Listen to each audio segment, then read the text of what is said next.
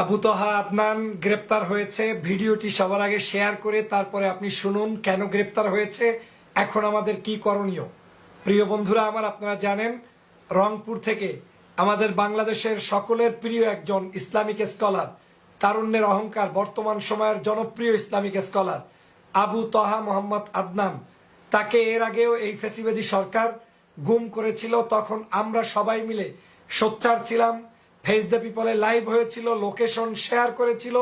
বিদায় পরবর্তীতে এই ব্যক্তিকে ফ্যাসিবাদী সরকার গ্রেপ্তার না দেখিয়ে তারপরে ছাড়তে বাধ্য হয়েছে।